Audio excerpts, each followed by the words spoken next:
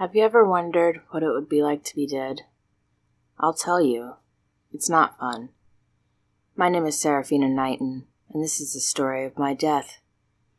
2 years ago, I was murdered on November 21st, 2015. To me, it felt like the best day of my life, but I didn't know it would lead to my last breath. As it all began 2 months before, when I just began to start school, like any other story you probably have read or knew, I was the new kid, which meant that I had new neighbors and friends. I made friends fairly quickly, but I still don't remember why. I was a bitch. I have to admit it, so it still haunts me that people like me.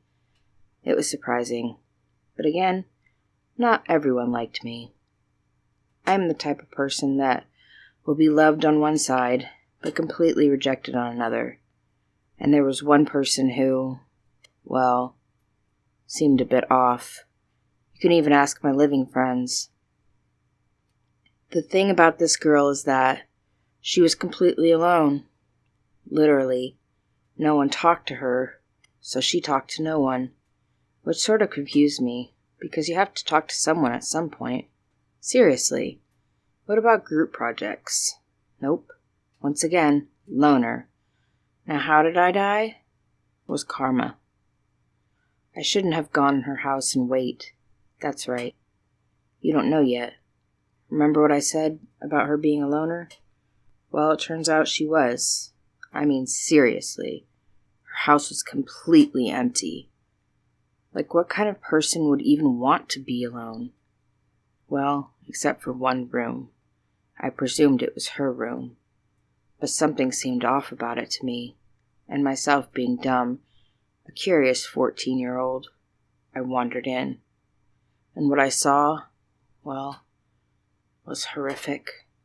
It still scars me to this day, even when I'm in fucking heaven. It was so bad that she had literally killed me because I saw this slaughterhouse. I had so many emotions about that.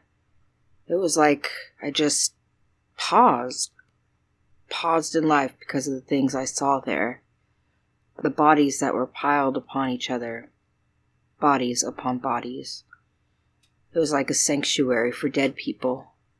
A holding house for the deceased. And too many things to point out how they died. Okay, question for you.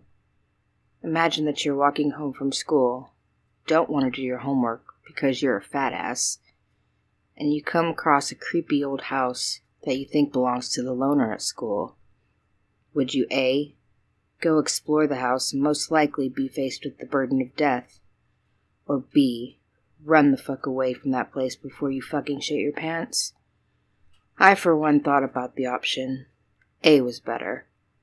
The last thing I think I should point out to you is how I died, and the way they died.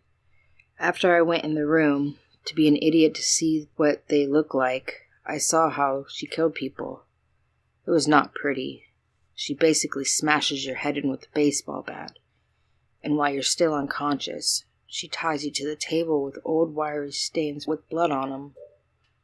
Gets out her murder machine tools for her slice-o and dice-o you open, and then she does it slowly to make you suffer. And once you're long gone, she removes all the bones from your body and weaves your skin together to make a quilt. A quilt! But what I thought was most interesting is that she didn't do any of that. More like she was the victim. And the real murderer was me. Well, I guess that's karma.